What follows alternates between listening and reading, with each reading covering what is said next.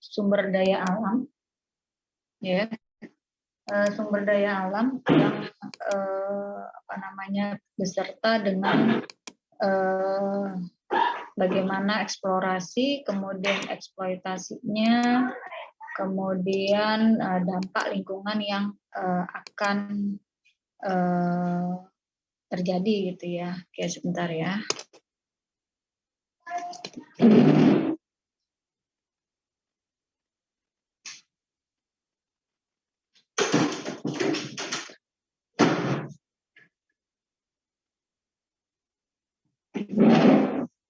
Oke. Yang pertama ya, yang bahan galian ya atau bahan tambang ya, itu batuan yang dimanfaatkan untuk kesejahteraan umat manusia ya. Kemudian bentar kok agak lemot deh.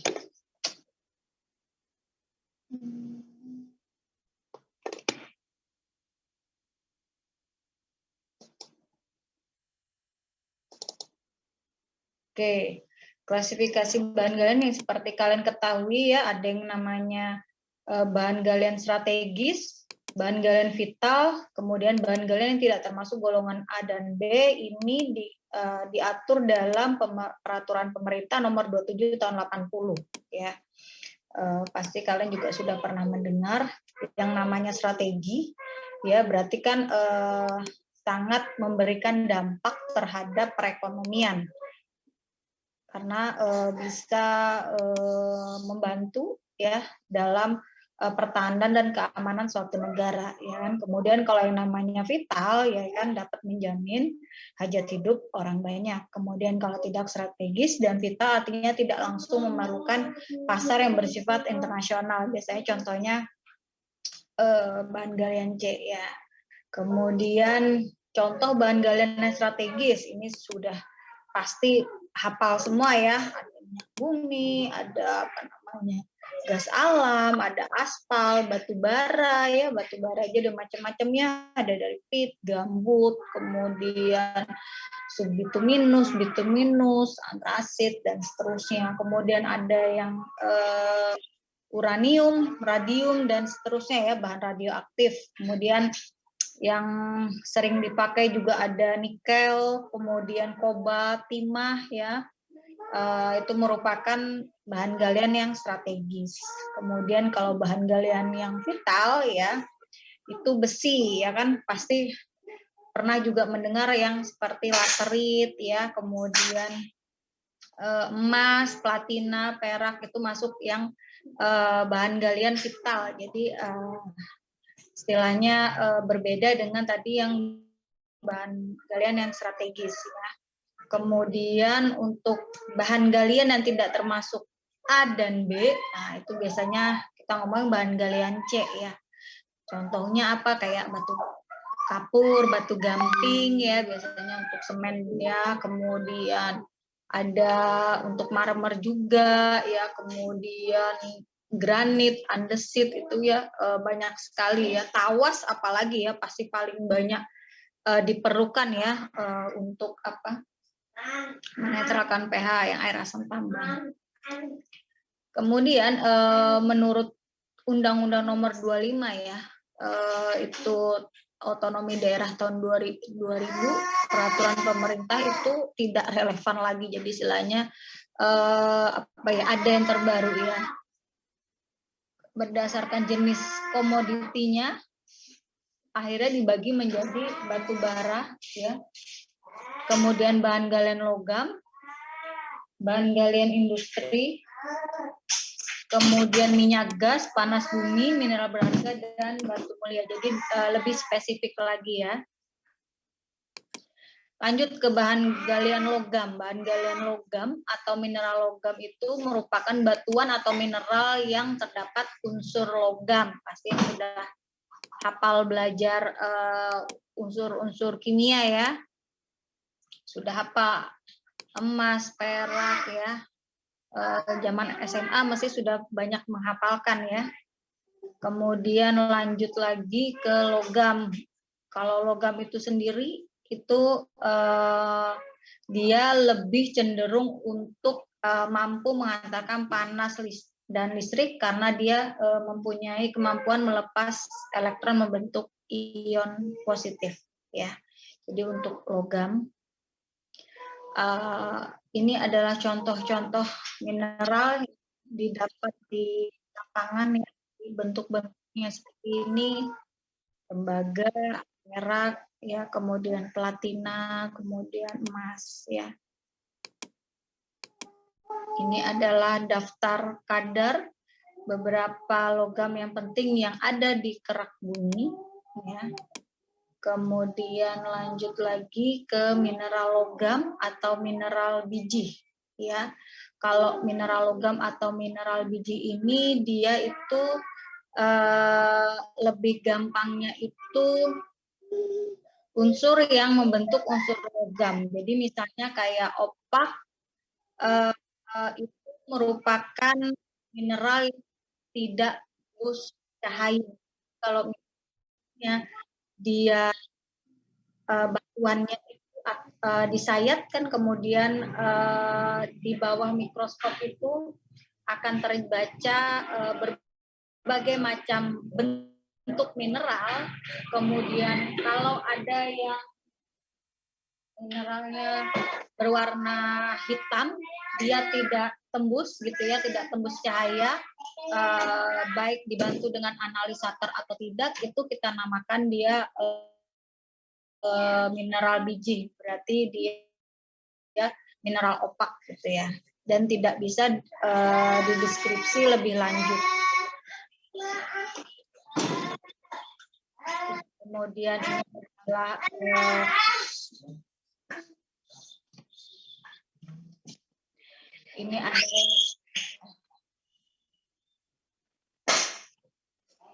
ini adalah tabel ya, yang mana logam, mineral biji, dan komposisinya. Oke, ini yang dinamakan Borneo, kemudian Malang dan Aceh. Jadi ini mungkin hal ya bagi beberapa cara kalian ya untuk melihat bentuk dari macam. Oke, lanjut. Ada yang namanya plastik ya, kemudian ada galena, ada manganis dan valerit. Ya. Kalau ada yang mau bertanyakan nih, jadi kita hanya pengenalan kenapa kita membahas sampai namanya sumber daya ya, karena memang di lingkungan ya, geologi itu tidak hanya kita membahas masalah dampaknya, tetapi apa yang menyebabkan dampak, bukan hanya kegiatan. Jadi misalnya kayak mineral apa namanya emas, dia kandungannya apa, kalau dia terkena air gitu ya, dia akan mengeluarkan apa, hasil oksidasinya seperti apa, itu akan mengakibatkan tanahnya seperti apa. Jadi kita akan membahas sampai seperti itu ya.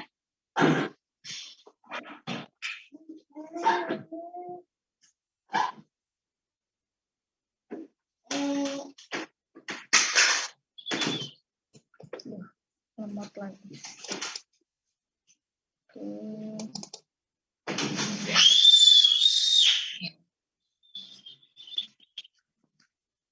Secara umum ya, logam dapat dibagi menjadi 5 golongan. Ya, ini bisa kalian baca. Sudah. Nanti akan di-upload di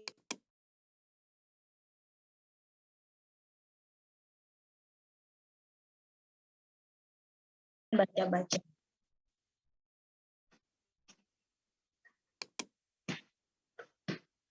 Ini adalah sejarah dari penggunaan logam ya.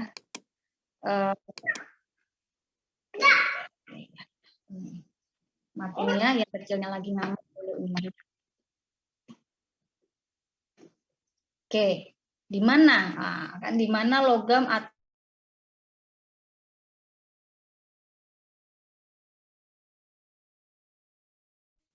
tipe endapannya ya, unsur utamanya dan unsur yang terkait. Jadi kalau misalnya kayak gitu ya, kemudian platina, kemudian uh, fosfat dan sebagainya itu dia terendapkan itu ada yang namanya magma ya. Magma itu berasal dari magma ya, jadi magmanya juga endapan gitu ya. Jadi dia berasal dari endapan atau pendinginan dari magma gitu ya. Kemudian kalau endapan porfiri itu juga ada namanya Cu sama porfiri itu urutan Cu dan S sulfur ya. Biasanya kalau endapan porfiri itu sebentar ada gambarnya nih. Ini ya, kasih lihat gambarnya biar gampang. Nah ini ini lebih jelasnya. Ini terlihat jelas ya. Nah.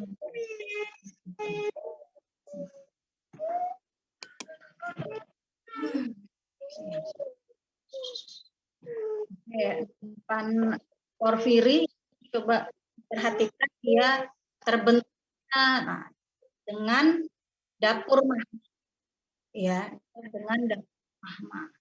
Kemudian kalau ada lagi namanya endapan epithermal sulfida tinggi, ada lagi endapan epithermal sulfida rendah. Biasanya dibedakan kenapa dia tinggi sulfida, biasanya dari kandungan sulfidanya ya. Kalau sulfidasi tinggi itu biasanya dekat dengan dapur magma, kemudian tidak mengalami kontaminasi dengan air meteorik, tetapi kalau endapan epithermal biasanya tercampur dengan air meteorik. Itu paling gampangnya itu hasilnya dia berupa air panas ya atau hot spring. Kemudian ada lagi juga namanya endapan skarn. Nah, endapan skarn itu biasanya terbentuknya itu dia mengandung karbonatan, jadi lebih banyak NaCl-nya. Biasanya itu batuannya itu yang kontak dengan dapur magma itu merupakan batuan yang berupa gamping atau kayak karbonatan atau batu gamping, bisa macam-macam ya. Batu gamping, ada batu gamping fosil, batu gamping terumbu gitu ya. Ada batu gamping kristalin. Nah, biasanya itu endapan skarn itu lebih ke arah batu gamping kristalin gitu. Dia cepat mengeras gitu biasanya, karena kalau batuan atau fluida yang berasal dari dapur magma itu biasanya dia paling banyak itu membentuk namanya mineral gelas, jadi dia seperti kaca gitu ya. Jadi dia, makanya kalau dia lebih jauh itu biasanya akan tercampur dengan butiran-butiran. Jadi istilahnya tidak murni, logikanya seperti itu. Oke, ada yang ditanyakan sampai sini?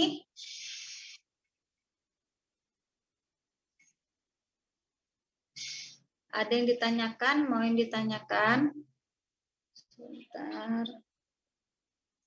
Oke, tadi juga Ibu, kalau endapan gresen, ya gresen itu biasanya diendapkan itu di lembah ya. Jadi istilahnya dia merupakan hasil dari runtuhan puncak-puncak bukit, biasanya seperti itu ya. Endapan gresen.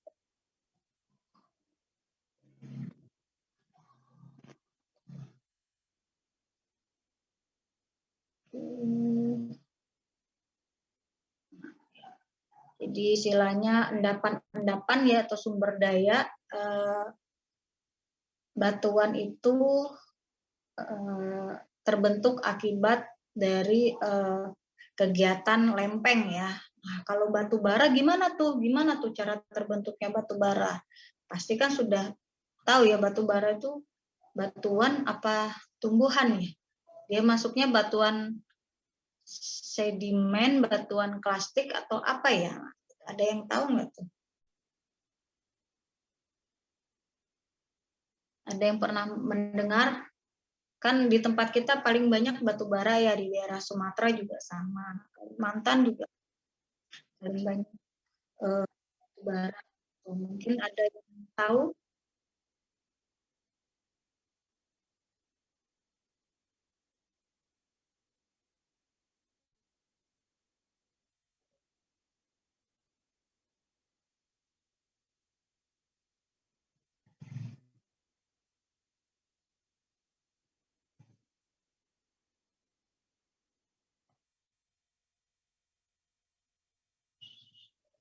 Ada yang tahu?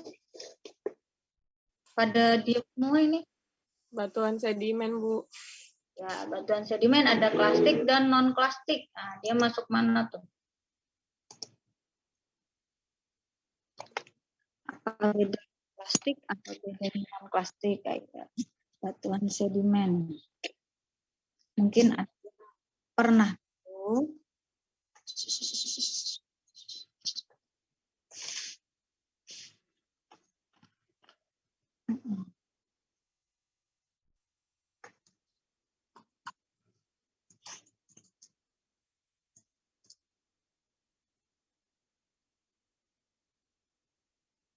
Batu gamping juga masuk batuan sedimen.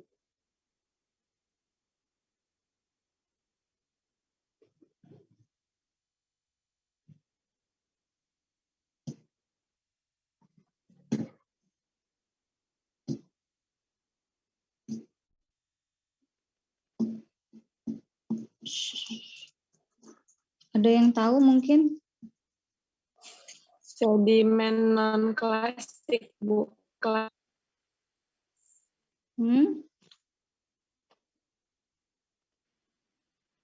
Batuan sedimen klasik itu kan namanya itu bahan atau hasil dari rombak.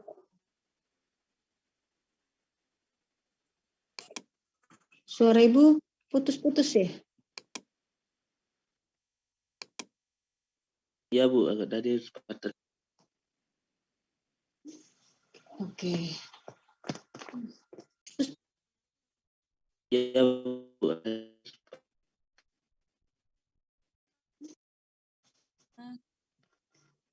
Kalau batuan sedimen klasik itu merupakan batuan yang berasal dari pecahan. Kalau non plastik itu dia biasanya ada jadi proses fisika seperti itu ya. Jadi kemudian ada juga proses dari organisme dia non plastik. Nah, batu bara masuk di mana?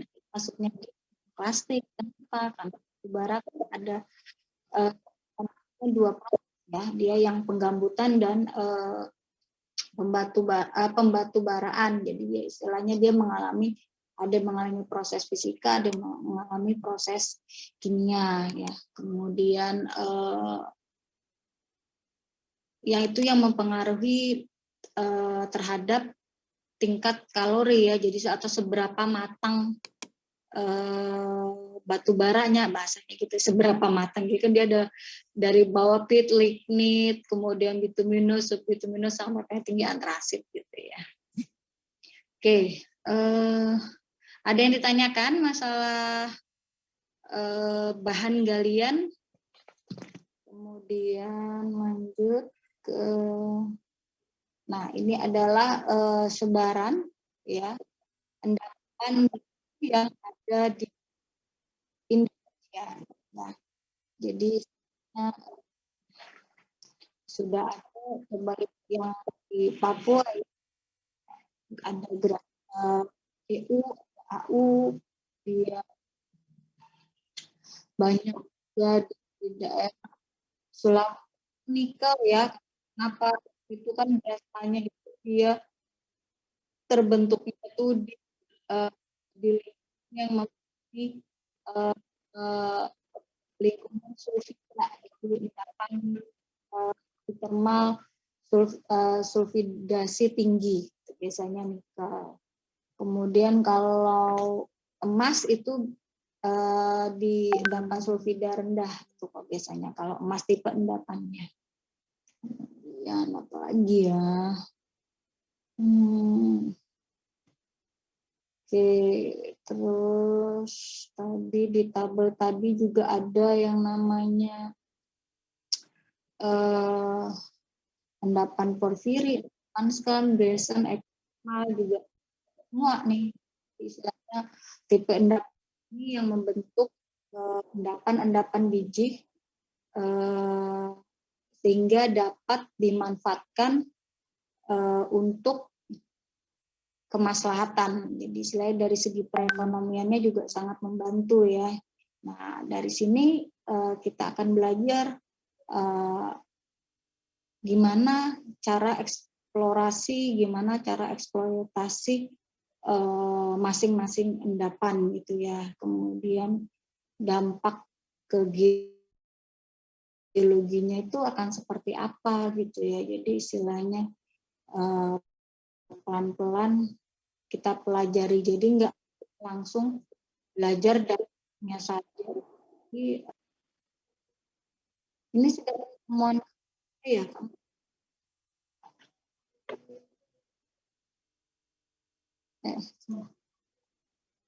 ini udah pertemuan keberapa?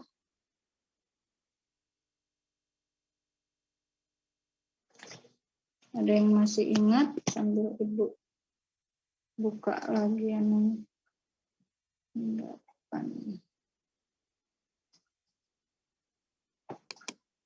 kok tidak ada suara?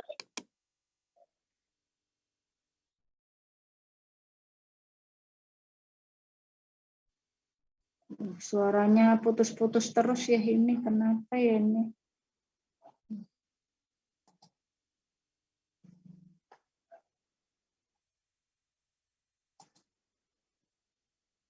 Eksplorasi. Ada yang ditanyakan sambil Ibu buka?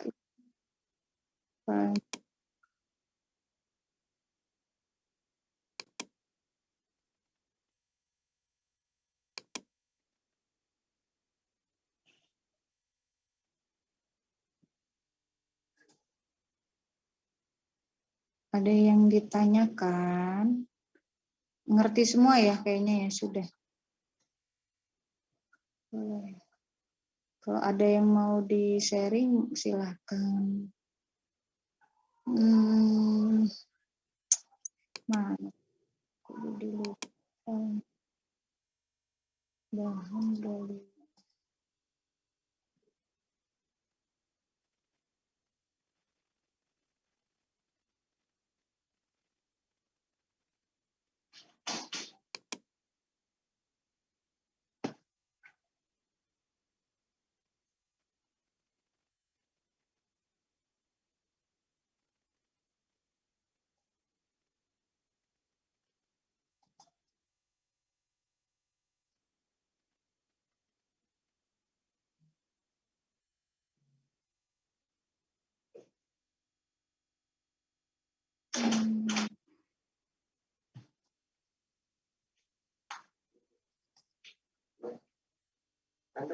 oh iya ya, ya makasih.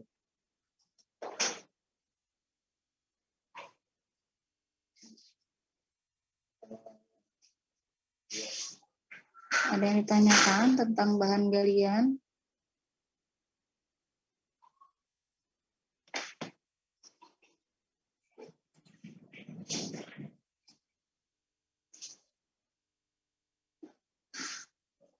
Oke, kalau tidak ada pertanyaan, ini berapa orang?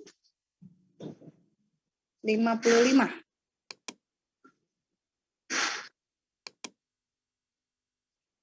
Satu kelas ada berapa orang ini? 55 benar?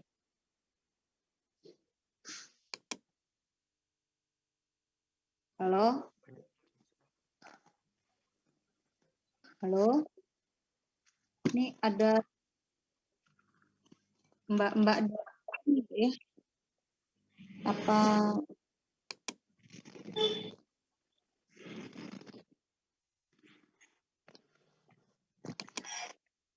tidak ada? mendengarkan Ibu.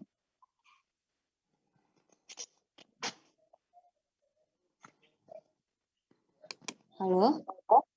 Ya, Bu. Aduh, putus.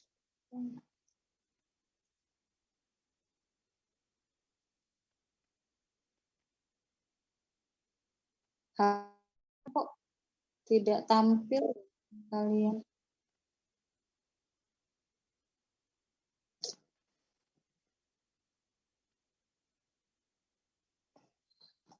Ini adalah 5 orang.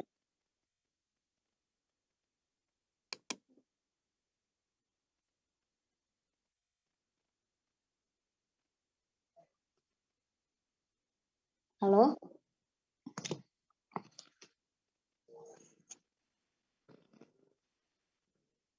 Enam puluh 64. Oh, ya, di sini cuma ada 10. Sebentar.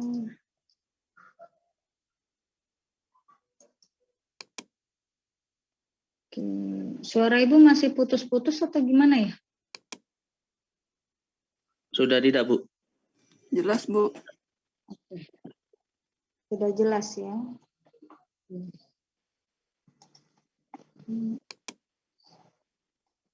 Oke.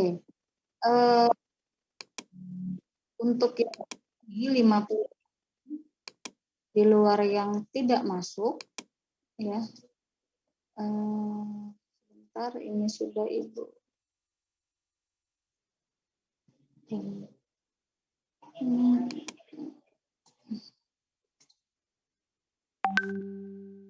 Silakan kalian bikin satu PPT ya. Satu kelompok isinya 5 orang ya. Satu kelompok isinya 5 membahas tentang yang pertama itu kita membahas tentang sumber daya alam ya, terserah kalian mau memilih apa ya, tidak diatur. Itu yang dibahas pertama itu yang satu cara terbentuknya ya. Kemudian yang kedua bagaimana cara eksplorasinya. Yang ketiga dampaknya yang terjadi dan keempat bagaimana cara mengatasinya. Bisa?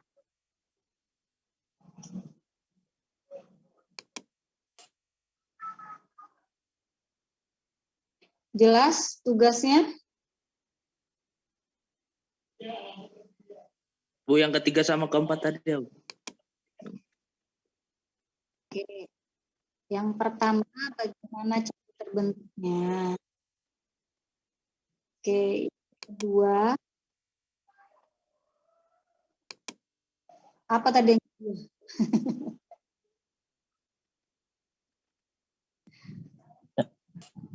Yang kedua bagaimana eksplorasinya, Bu? Yang kedua bagaimana eksplorasinya? Yang keempat bagaimana dampaknya.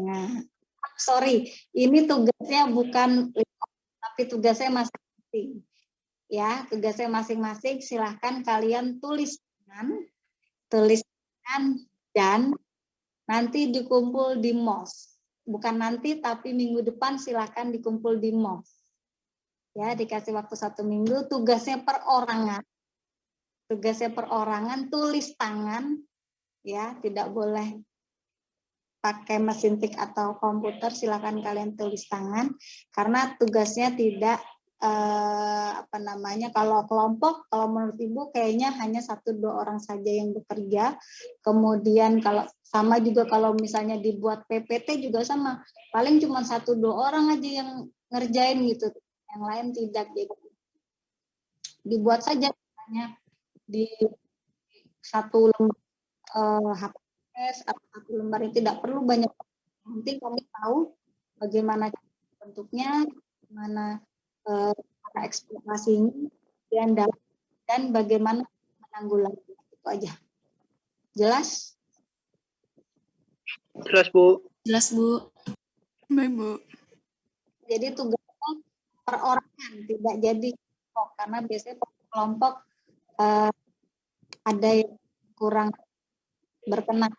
Jadi hindarin itu lebih baik tugasnya perorangan. Jelas ya? Dikumpul di ya dan ya terserah mau ngapain gimana atau mau di scan atau apa, kalian sudah biasa ya. Jadi silakan nanti akan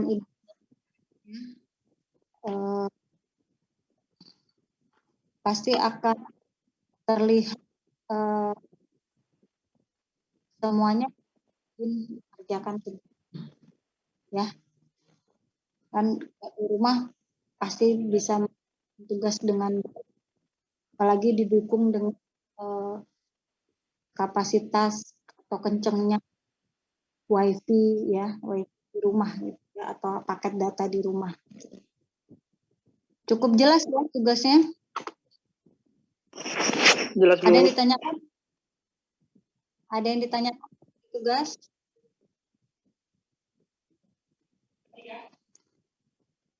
Tugasnya susah atau mudah? Kan mudah ya.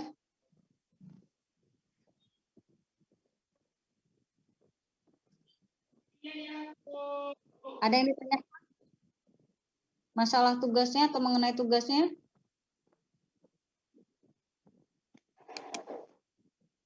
Kalau tidak ada, cukup sekian. Ibu akan buka molesnya itu di jam 13.55 sampai jam 14.15. Jadi sekitar 20 menit ya Ibu bukanya untuk absen geologi lingkungan. Kalau tidak ada pertanyaan, cukup sekian ya. Selamat mengerjakan tugas. Kalau yang sudah ya bersabar, minggu depan baru ya. Oke, terima kasih. Sinyalnya juga nggak bagus ya dari pagi ini, sinyalnya tidak bagus di daerah sini. Jadi tidak efektif sama sekali ya. Terima kasih, mohon maaf semuanya, jaga kesehatan dan selamat beristirahat ya. Assalamualaikum warahmatullahi wabarakatuh. Waalaikumsalam warahmatullahi wabarakatuh. Makasih, Bu. Waalaikumsalam. Terima kasih, Bu. Terima kasih, Bu. Terima kasih. Bu.